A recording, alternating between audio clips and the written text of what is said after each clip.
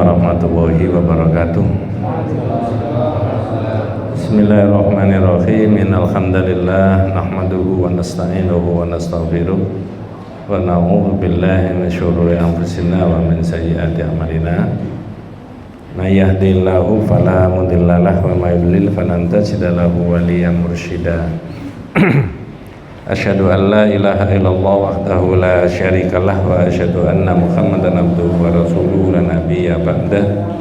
Allahumma sholli ala Muhammad wa ala ali Muhammad kama shallaita ala Ibrahim wa ala ali Ibrahim wa barik ala Muhammad wa ala ali Muhammad kama barakta ala Ibrahim wa ala ali Ibrahim fil alamin innaka Hamidum Majid. Amma ba'du. Ma'asyiral muslimin rahimani wa rahimakumullah, usikum wa nafsiya bitaqwallahi faqad faza man ittaqa. Ibu-ibu, bapak-bapak, adik-adik, para jamaah rahimakumullah. Insyaallah saya sudah menerangkan 6 judul dalam kajian tauhid ini. Misalkan saja ada membahas mengenai dilalah, dalil-dalil dari tauhid itu. Ada membahas tentang fadlul tauhid wa ma yukaffiru minadz-dzunubi, keistimewaan syahadat dan dosa-dosa yang bisa diampuni oleh Allah. Kemudian juga dibahas man haqqaqa tauhid dakhalal jannata bi ghairi hisabin wala adzabin. Orang yang mengamalkan tauhid semurni-murninya tidak usah ragu. Dalam hadisnya Nabi disebutkan pasti masuk surga tanpa dihisab dan tanpa disiksa. Allahumma ja'alna minhum, mudah-mudahan kita termasuk yang mereka itu tadi. Dan seterusnya dan seterusnya. Sekarang saya membahas mengenai lubsul khalqati wal khayti wa nahwihima li raf'il bala. Apa maksudnya? Orang yang memakai gelang, memakai kalung dan sebangsanya, tapi terselipkan niat supaya untuk menolak bala. Nun sewu, ini kalau tidak biasa ngaji tauhid kan kaget ya Pak ya. Masa? Ini bukan menyindir-nyindir orang, enggak, bukan mengolok-olok, enggak. Berdasarkan Quran dan hadis, petunjuk dari Nabi, nanti jenengan bisa meramu, bisa mencerna, bener enggak itu? Bahwasanya benda, barang itu tidak bisa menolak kehendaknya Allah.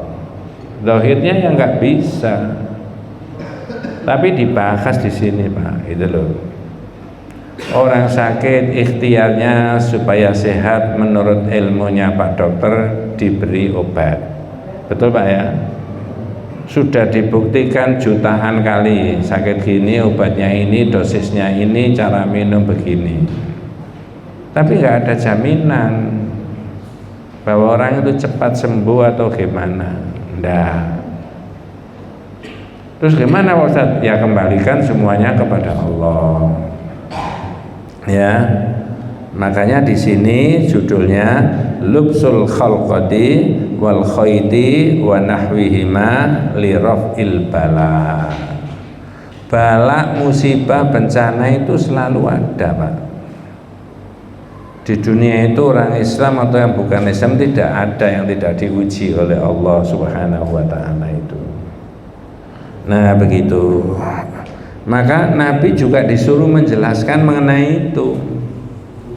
Panjenengan dan saya tidak menangi Nabi, jelas, tapi dawuh-dawuhnya Nabi itu sudah tertulis rapi, tidak ada perbedaan madhab ini, madhab itu ya, aliran ini, aliran itu, semua kalau mengikuti dawuhnya Nabi ya sudah tertulis hadis-hadisnya Nabi.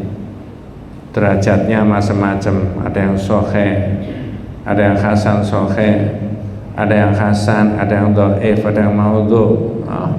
Ada ilmunya sendiri. Ya. Di dunia ini kan tidak ada orang yang menyamai Nabi itu dawuh-dawuhnya, enggak ada.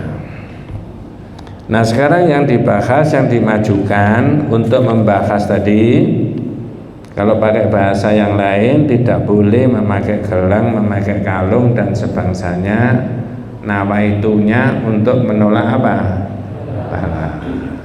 Nanti jangan tak ceritani ya, namanya ngaji ya dalil ya cerita ya menerjemahkan barang. Apa yang dimajukan? Jenengan mundur di Quran kalau ada Quran, atau bawa HP yang di dalamnya ada Quran. Surat yang 39 ayat yang ke 38. Ini orang diajak dialog, diajak bicara, diajak mikir sama Allah. Surat Az-Zumar ayat 38, suratnya 39. A'udzu billahi minasyaitonir rajim. Bismillahirrahmanirrahim. Wala in sa'altahum man khalaqas samawati wal arda la yaqulunna Allah. Qul afara'aitum ma tad'una min dunillahi in aradani Allah bidurrin hal hunna kashifatu durrihi aw aradani birahmatin hal hunna mumsikatu rahmatih. Qul hasbiyallahu alaihi yatawakkalul mutawakkilun. Ini jelas sekali Pak. Jangan ngambil Quran terjemahan mana saja sama, maksudnya juga sama, maknanya juga sama, tafsirnya juga sama. Apa bahasa Indonesianya? Monggo Pak. Dan sesungguhnya jika engkau tanyakan kepada mereka, siapakah yang menciptakan langit dan bumi? Jadi begini, Nabi Muhammad itu menerima Al-Quran. Allah itu caranya mengajak manusia beriman kepada Allah lewat lisannya Rasulullah, lewat Quran. Itu caranya macam-macam.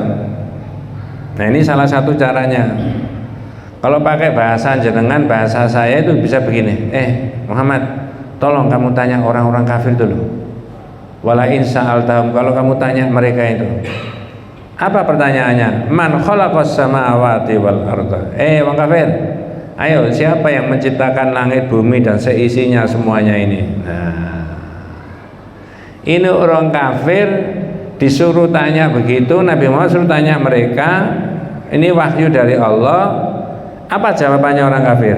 Niscaya mereka menjawab Allah. Nah, berarti orang yang tidak Islam saat itu percaya nggak kalau Allah itu ada? Percaya apa tidak? Percaya. Disebut orang Islam, sudah saya sebut orang kafir tadi ya. Berarti bukan ini orang Islam kan? Orang kafir sebelum Nabi lahir atau Nabi masih kecil, masih remaja. Tapi ketika sudah jadi Nabi, menerima ayat Al-Quran, suruh tanya mereka, sini, tak tanya sampean. Ayo siapa yang menciptakan langit dan bumi? Yang ngakoni siapa? Allah. Paling gampang Bu, jenengan kalau ditanya orang atau menjelaskan kepada orang lain, itu jenengan pakai dalil bapaknya Nabi Muhammad, namanya Abdullah, betul Pak ya? Bahasa Indonesianya apa itu? Pak, terjemahnya Abdullah itu apa? Hamba Allah. Itu lahir zaman Islam apa zaman kafir? Tapi sudah diberi nama? Nah, itulah maksud saya. Oh, jadi orang kafir itu zaman Nabi itu ya sudah mengerti kalau Allah itu ada. Sudah Mas, nggak usah diberitahu, Nabi sudah ngerti kalau Allah itu ada itu. Nah jenengan dan saya itu percaya kalau Allah itu ada, tapi ya nggak bisa digambarkan model begini, diwujudkan, dibikin, nggak boleh.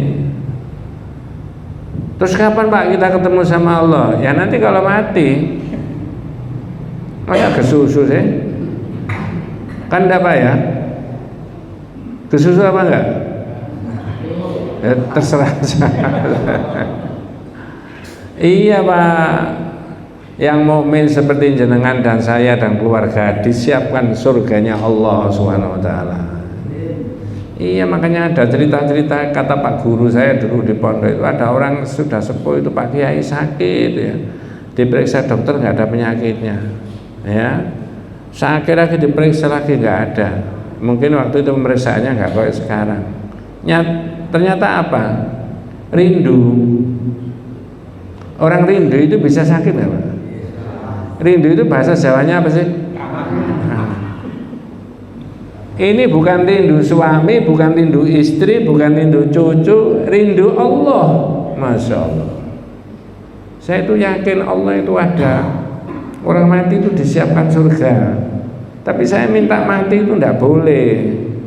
Bunuh diri tambah gak dapat surga. Terus kapan saya itu dapat kenikmatan? Loh, gitu Pak ya.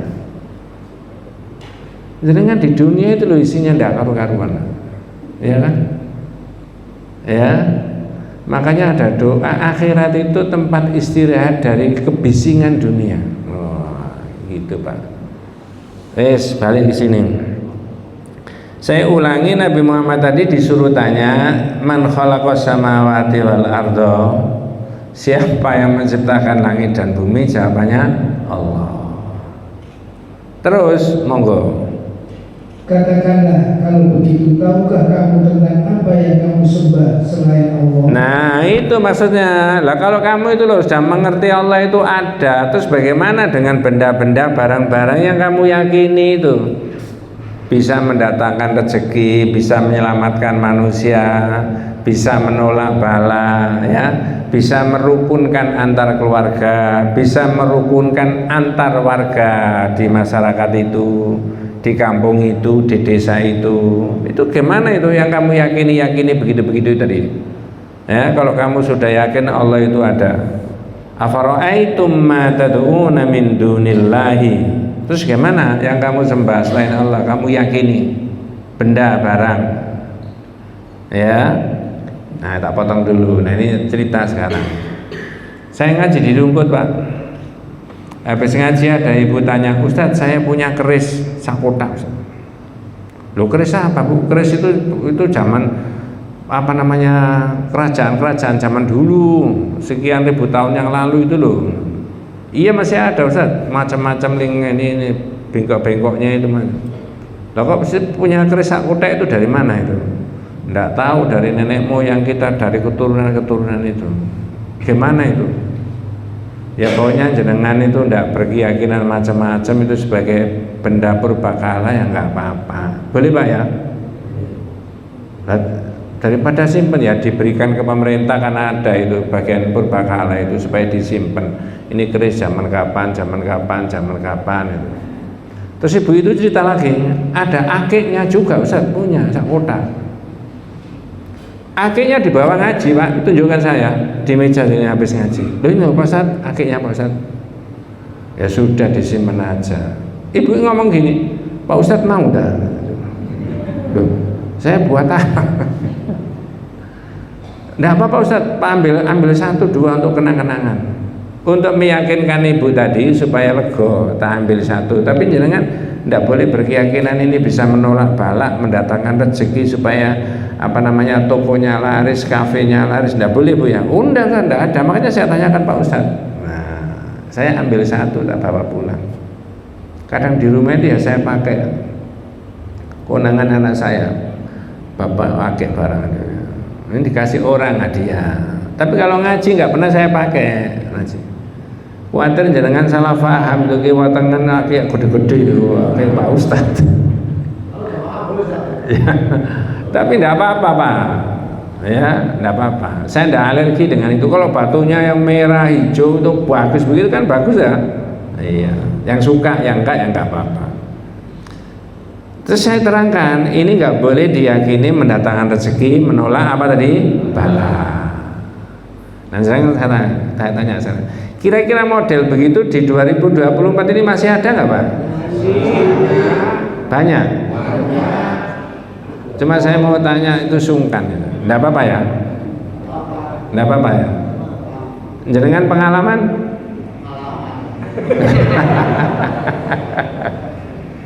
Ini namanya ngaji Pak. Orang sudah syahadat asyhadu alla ilaha illallah wa asyhadu anna muhammadar rasulullah, manut dawuhnya Allah, dawuhnya Rasulullah. Kata surat Az-Zumar, kalau kamu sudah yakin Allah, terus gimana tentang benda barang yang kamu yakini tadi? Ya, sebagai tandingannya Allah. Ditambahi lagi keterangannya, monggo. Andai kata, monggo. Jika Allah tidak mendatangkan bencana kepadaku, terus apakah mereka mampu menghilangkan bencana itu? Atau jika Allah tidak memberi rahmat kepadaku, apakah mereka dapat mencegah rahmatnya? Itu maksudnya Pak. Benda barang yang diyakini tadi untuk menolak bala. Andai kata Allah menurunkan musibah dan bencana, bisa nggak yang diyakini bisa menolak? Nah, ya nggak bisa. Iya. Hujan misalkan, yang menurunkan hujan siapa?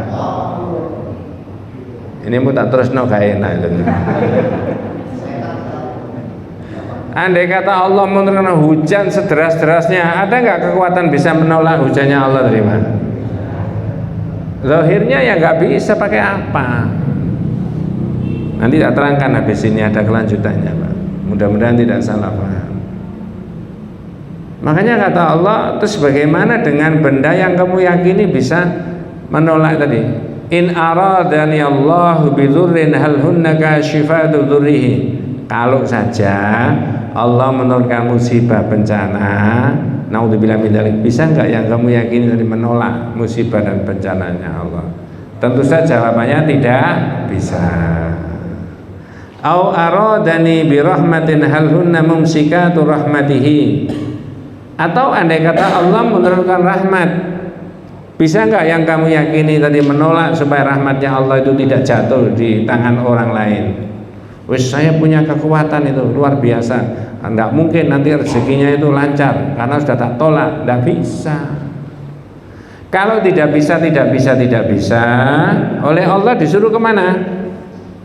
Katakanlah, cukuplah Allah bagiku. Ya, orang Islam sudah syahadat asyhadu alla ilaha illallah, cukup Allah. Terus gimana Pak Ustadz? Nah, nanti dibahas habis ini. Caranya supaya nggak kena musibah dan bencana. Bisa qadariyun maklumun, bisa syar'iyun maklumun. Nanti saya bahas itu. Ya. Nah, kalau tidak bisa, maka kul hasbiyallah, cukup bagiku Allah. Suruh kembali kepada Allah. Alaihi yatawakkalul mutawakkilun.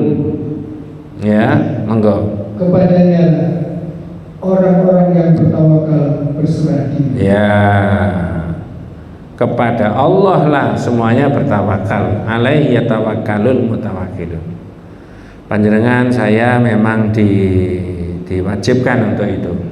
Tapi jare wong Jawa tawakal itu bukan pasrah. Pasrah apa Pak? Enggak, jenengan kepengen sehat, umurnya panjang, diberi barokah, wis pasrah nang Allah, bukan pasrah bongkoan. Ada ikhtiar enggak Pak? Ada. Hah? Iya, gimana supaya sehat, tidak kena penyakit, makannya gimana, istirahatnya gimana, dengan sama-sama sahabat-sahabat soleh semuanya baik-baik, ini gimana hubungannya? Orang kalau stres itu gampang kena penyakit gak Pak? Iya, betul itu, betul Pak. Ya, mudah-mudahan jenengan dan keluarga saya disehatkan sama Allah SWT. Tapi namanya orang tambah umur itu ya ada saja Pak. Iya toh, sing linu, sing kemeng, sing boyok, sing ini, gitu ada. Itu loh. Balik ke sini. Jadi tidak bisa kecuali kembali kepada Allah, tawakal. Dan tawakal itu ada qadari, ada syar'i. Nanti saya terangkan qadarinya itu apa, syar'inya itu apa. Jadi panjenengan dapat ilmu dari Al-Quran tadi, surat Az-Zumar, tidak satupun benda, tidak satupun barang dan apa saja itu bisa menolak madorotnya atau musibahnya siapa? Allah. Kita kasih contoh sekarang. Kalau orang buat gedung sampai lantai 9, terus dipasang logam 2 meter atau 3 meter, terus ada pakai kabelnya disalurkan sampai ke bawah, terus orang yang masang ditanya, "Loh Pak, buat apa ini? Gedung setinggi begini kok pakai dikasih logam di atasnya itu?" Anu Mas, teorinya menurut ilmu daerah sini ini biasa kan ada petir. Apa petir itu Pak? Bodek. Lah biasanya petir itu menurut ilmu mesti nyambar gedung-gedung, tempat-tempat yang tinggi, apa pohon, apa gedung, apa macam-macam lah. Lah supaya ini tidak kena petir, supaya nggak pecah, ya, nggak rusak, ya, maka petirnya disalurkan pakai arde ke bawah. Boleh Pak? Boleh. Syirik apa bukan? Bukan. Itu namanya ada as-sabab as-sahih. Qadari tadi yang saya katakan, qadariyun ma'lumun, pakai ilmu, konstruksinya sekian, betonesernya sekian, campurannya pasir sama semennya begini, semennya harus pakai semen yang kuat, kokoh, tak tertandingi. Tapi tidak cukup, karena kekuatan alam yang oleh Allah tunjukkan itu lebih dahsyat. Gedung sekian bisa pecah kalau kena petir, misalkan begitu ya, maka dipasang itu. Boleh, ini tidak menyalahi ayat itu tadi Pak. Gitu. Itu yang qadari, yang syar'i. Bapak-bapak berdoa semuanya ya. Ini kita mau masang pondasi, peletakan batu pertama, kita membuat gedung untuk pondok pesantren, untuk pendidikan sampai lantai 9. Berdoa sama Allah boleh. Ya Allah, mudah-mudahan Engkau berikan kekuatan sampai sekian ratus tahun ini untuk anak cucu kita. Boleh Pak ya? Itu namanya syar'i. Tapi kalau lantai 9 tadi di atasnya dipasang teken, enggak macam-macam Pak. Kayak apa Pak? Pasang teken. Loh kok teken gini aja. Oh ini gak sembarangan, ini sudah dicoba jabu. Kalau begitu boleh apa enggak? Tidak boleh. Kadang-kadang di pondasi paling bawah ditanam apa itu? Nggak ada hubungannya secara ilmu, nggak ada, syariatnya juga nggak ada. Lah orang Islam itu dibimbing model gini-gini ini Pak, dibimbing model gini. Kalau mau buat gedung yang lantai 3, lantai 4, orang buat rumah lantai 2, tanya sama yang punya ilmu. Ini betonnya sini sapiro, konstruksinya gimana, kedalamannya gimana? Itu namanya qadari. Anak-anak mau tak suruh berdoa semuanya sama tetangga itu apa? Minta sama Allah mudah-mudahan rumah ini lestari. Besok kalau sudah nggak ada bisa dijual sama anak saya, tak wariskan. Nah, enak orang Islam itu Pak. Kakak biaya. Misalkan ngundang Deudu KUN apa? Itu nyangoni nggak Bu kira-kira Bu? Ya. Ini saya punya hajat Pak, rame sekali Pak, ngundang orang 2 malam kira-kira, gantian, ada tetangga, ada famili, ada teman kantor, ada teman dari desa dan sebagainya. Tapi musim hujan, supaya tidak terjadi hujan, maka saya datangkan Deudu KUN untuk menolak apa? Nyangoni kan dukun Pak ya? Berapa sangunya Pak? Ya. Jangan-jangan 9 miliar sangunya. Saya ditanya di Rungkut, Ustadz ini saya mau mantu gimana supaya nggak terjadi hujan? Gampang Bu, silakan acaranya di musim yang tidak musim hujan. Nanti maksudnya sampai punya hajat itu supaya nggak terjadi hujan. Nanti di musim panas supaya nggak ada hujan. Ya. Ini loh Allah itu jangan dilawan, nggak bisa. Ya. Yang jelas cetha welo-welo manusia nggak bisa melawan Allah itu proses manusia jadi tua. Nggih Pak. Jenengan sekali tempo kadang-kadang ngomong ambek ibu arek lah ya Bu awak dhewe wis tuwa gak krasa ya. Jadi ibu ya krasa ya wong urip sampeyan suwene ya krasa. Ternyata sudah sepuh. Masya Allah, mudah-mudahan nanti bisa masuk surga semuanya ya Bu ya.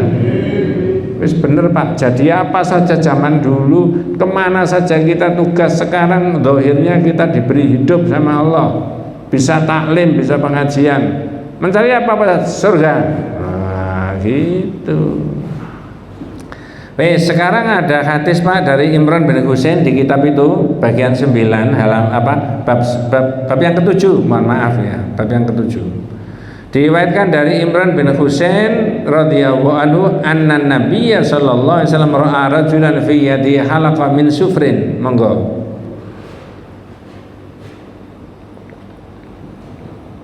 Bab yang ke berapa? 7. Nggih. Imran bin Husain atau apa di situ menuturkan itu ya. Ada di situ. Imran bin Husain menuturkan bahwa Nabi Muhammad SAW melihat seorang laki-laki terdapat di tangannya gelang kuningan. Yes. Nabi melihat ada orang di tangannya ada apanya tadi Pak? Gelang. Anna Nabiyya sallallahu alaihi wasallam ra'a rajulan fi yadihi khalaqatun min sufrin. Kuningan. Kalau besi itu hadid, kalau apa namanya emas itu zahab, kalau perak itu fiddah. Nah ini min sufr, kuningan. Ditanya sama Nabi, apa pertanyaannya? Maka beliau bertanya, apakah ini? Ma hadhihi, Pak, sampean kok gelangan ini buat apa? Bu, pertanyaannya Nabi itu ada syariatnya loh. Pertanyaan Nabi ada syariatnya. Maksudnya apa ada syariatnya? Setiap Nabi tanya begitu terkandung maksud, ini maksudnya apa? Jangan-jangan sampean keliru itu. Kalau jenengan dan saya yang tanya, nggak ada hukumnya sama sekali. Tuku dondi paling kan begitu. Ya, bayari cash apa? Nggak ada syariatnya. Kalau Nabi ada, mahadihi, apa? Kok sampean pakai ini deh? Apa? Jangan-jangan keliru. Orang ini jawabnya keliru Pak. Apa jawabannya orang itu? Monggo. Orang itu menjawab, penangkal sakit. Nah, penangkal musibah sakit. Minal wahinati ya Rasulullah. Ya, ini untuk menangkal musibah sakit. Saya kalau nggak pakai gelang ini ada saja itu musibahnya. Berarti sudah diisi. Oh diperpanjang begitu. Nabi tahu jawabannya begitu. Diapakan sama Nabi? Nabi pun bersabda, lepaskan inziha, sampai buang Pak. Terus? Karena dia hanya akan menambah kelemahan pada diri. Fa innaha la taziduka illa wahnan. Saya minta beritahu ya, ini nggak nambahi apa-apa kecuali menambah kelemahan iman. Sampai Allah. Loh, lanjut Pak.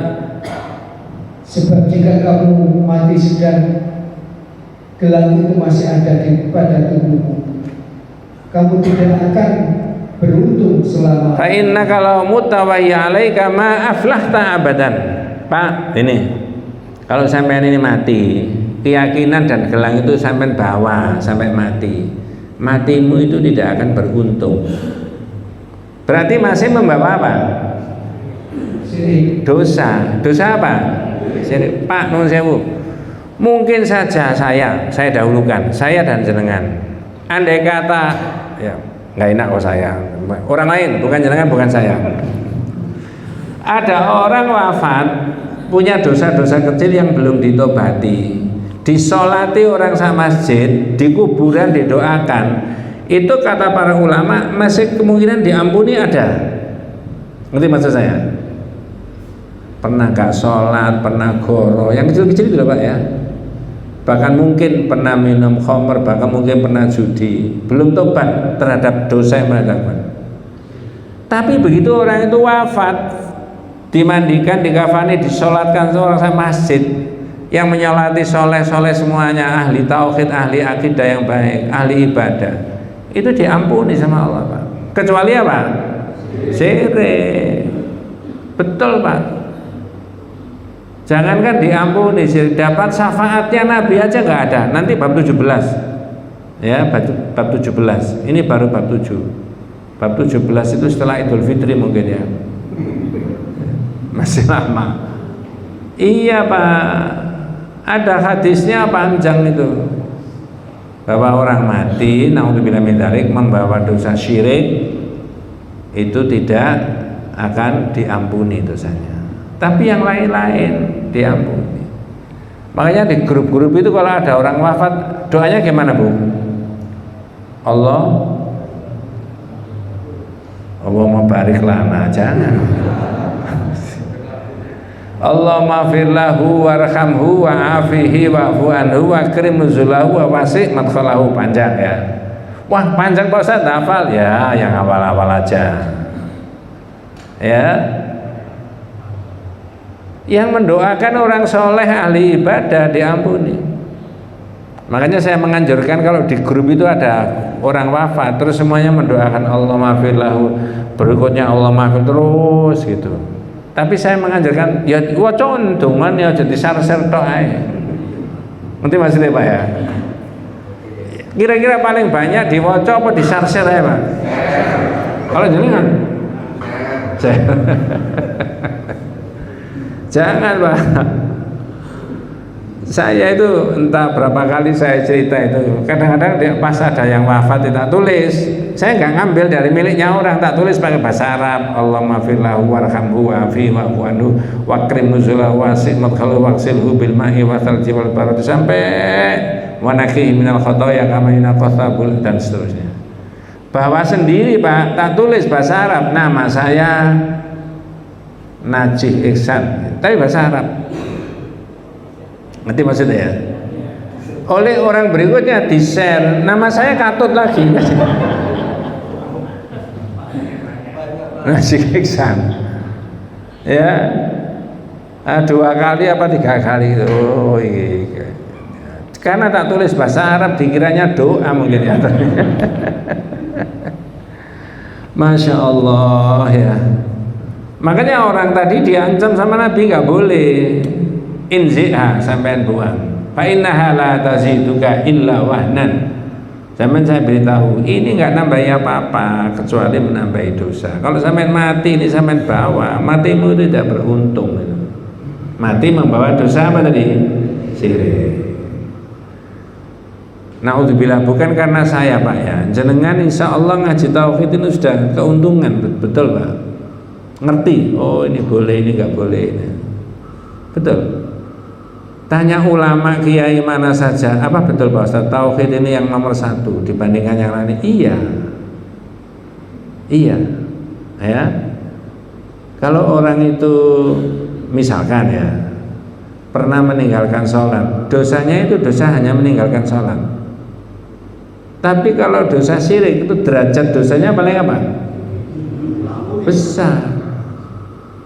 Wa a'dhamu ma amarallahu bihi wa at-tauhid. Sebesar-besar yang diperintah oleh Allah itu tauhid. Betul Pak ya? Nah, sehingga tidak boleh bosan-bosan. Orang tadi suruh buang. Fa innaha la taziduka illa wahnan. Fa innaka law mutta wa hiya 'alaika ma aflaha abadan. Nah, sekarang saya tanya. Jangan. Supaya nanti tidak ada pertanyaan, saya tanya dulu. Andai kata orang tadi Pak ya, itu jawabnya begini, Nabi yang saya pakai ini kuningan ini ya, bahannya dari ini, dari ini, dari ini, dari ini. Ini sudah diuji Nabi. Ketika ditempelkan di badan ini kena kulit, di dalamnya tubuh ini kan ada panasnya Nabi, 36-37 derajat, betul Pak ya? Normal. Ini barang tak tempelkan di sini sudah diteliti jutaan kali, bereaksi. Sehingga apa? Peredaran darah ini semakin lancar, distribusi nutrisinya semakin baik ya. Detak jantung saya semakin teratur ya, bisa ngelontor kolesterol. Kalau orang itu jawabnya begitu, suruh buang nggak Pak? Enggak, betul Pak, enggak. Saya sering ditanya begitu, gimana Pak Ustadz?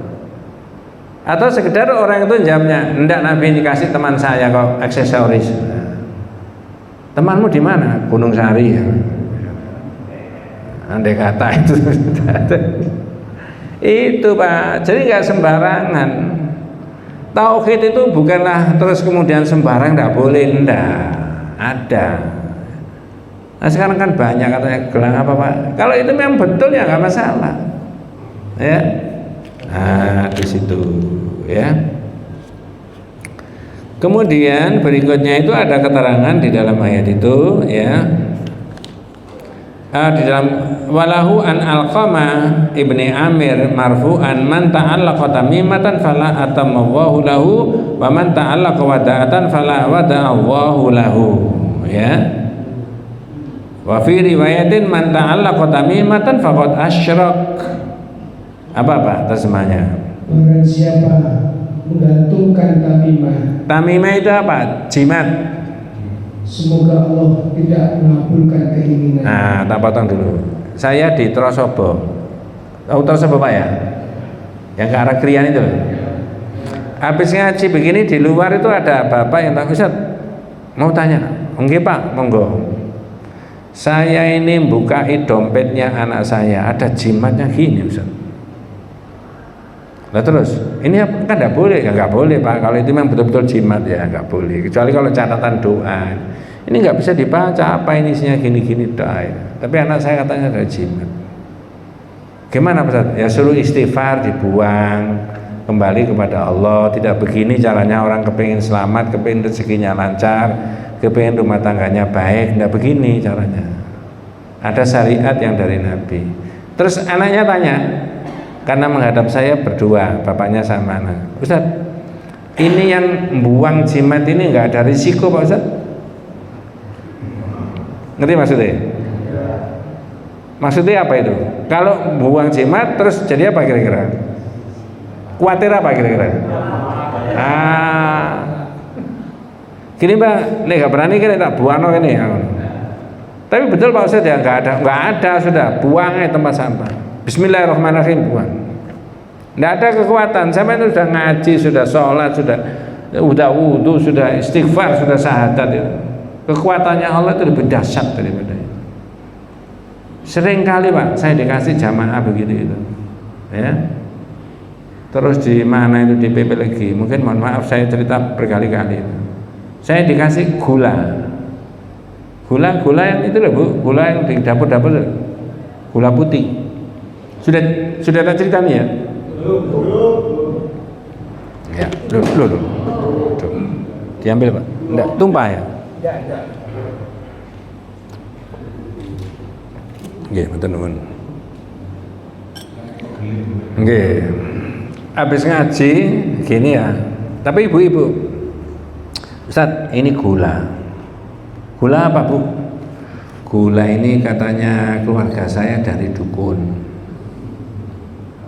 Terus supaya kehidupan saya itu baik, suami istri sama anak-anak, ini suruh buat wedang atau teh atau apa, nanti diminum saya, istri saya sama anak saya.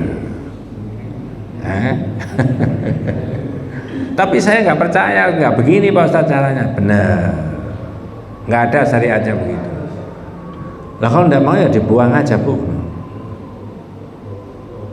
Saya berikan Pak Ustaz aja. Loh, buat apa saya?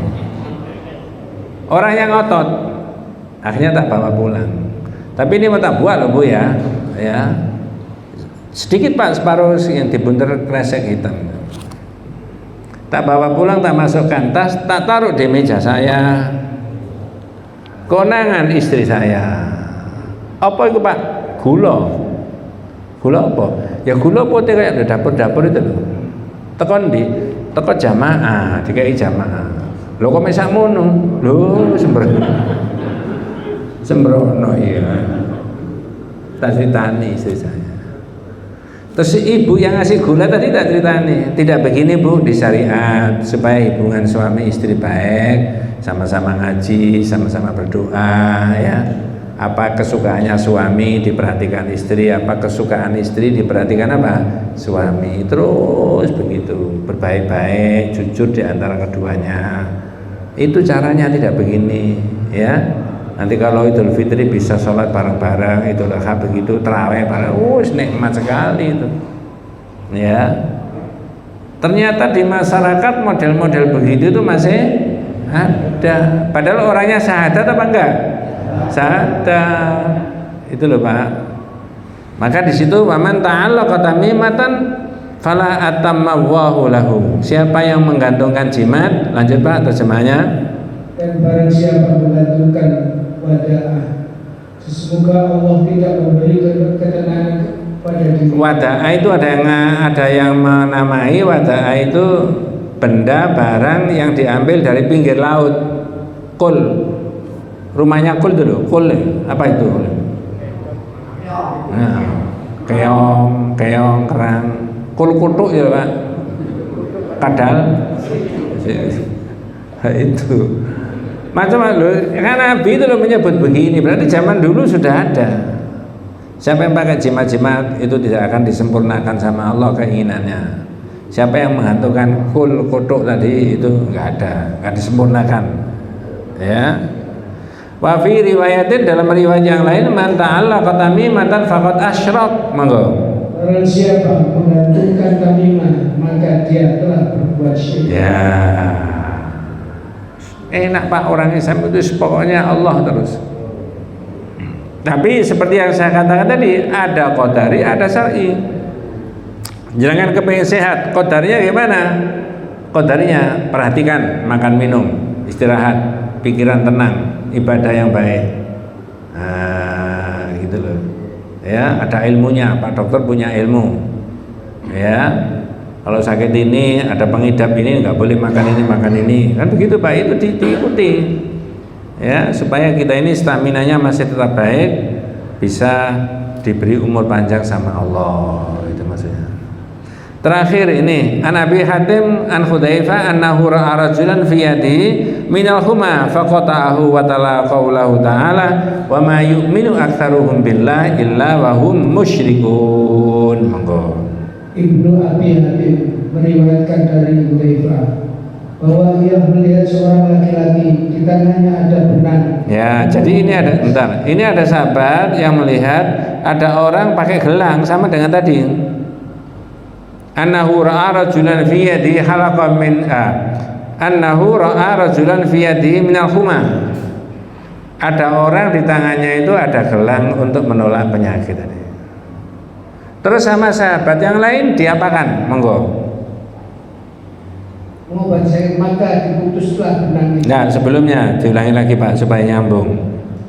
Di tangannya ada benang untuk mengobati sakit panas. Jadi ada orang melihat orang lain di tangannya ada benang, yaitu tadi jimat-jimat tadi ya. Terus oleh sahabat yang lain tahu ada temannya pakai gelang yang bisa dipotong pakai benang tadi, diapakan? Potong, digunting. Ya kok pas bawa gunting. Ya faqata'ahu, lalu dipotong. Terus apa ngomongnya orang tadi? Terus didalili pakai surat Yusuf ayat 106. Jadi kalau jenengan baca surat Yusuf ayat 106 yang terjemahnya ayatnya wa ma yu'minu aktsaruhum billahi illa wa hum musyrikun. Dan kebanyakan mereka tidak beriman kepada Allah, bahkan mereka menyekutukannya. Atau dengan bahasa lain, ketika tahu ada temannya pakai gelang tadi, terus diparani, dipotong, didalili pakai surat Yusuf. Ya begini ini loh, orang beriman masih dicampur dengan kesirikan yang model begini-begini itu tadi.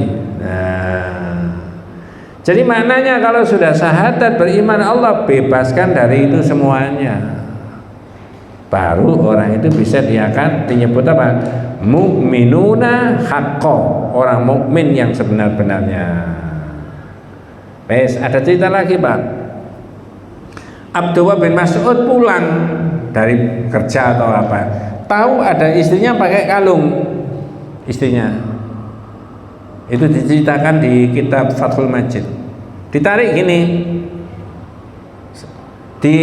suaminya tadi bilang gini, anti alu Abdillah bin Mas'ud al-aghniya wa syirki. Dek, sampai ini keluarganya Abdullah bin Mas'ud tidak boleh pakai jimat-jimatan gini. Ditanya-tanya dari mana, ternyata dari orang Yahudi katanya. Lalu ditarik sama Abdullah bin Mas'ud. Ya, terus Abdullah bin Mas'ud bilang, man taqallaqa tamimatan faqad asyrak. Siapa yang menggantungkan begini ini itu syirik. Innama yakfi an taquli kama qala Rasulullah SAW. Cukup sampai ini kalau tidak enak badan atau apa, berdoa sama Allah seperti yang diajarkan Nabi. Nah itu ternyata ada doanya orang sakit itu Pak. Rabbin nas adhibil ba'sa ishfi anta syafila shifa'uka la shifa'an la yughadiru saqaman. Itu doa yang dibacakan ketika orang itu apa? Sakit. Gimana caranya menyembuhkan? Bukan urusan kita. Makanya orang sakit itu bisa qadari, bisa syar'i. Qadari itu pakai obat, syar'i itu pakai doa. Sakit, kolesterolnya tinggi, minta Pak dokter, nanti dituliskan di resepnya simvastatin. Kalau tidak begitu atorvastatin. Enggak, saya katanya Pak dokter Pak. Nanti lain kali ternyata di lab ya asam uratnya tinggi sampai 8, 9, 10. Kasih sama Pak dokter apa? Bisa allopurinol. Iya. Nanti tensinya tinggi, dikasih apa? Amlodipin. Nggih Pak, monggo.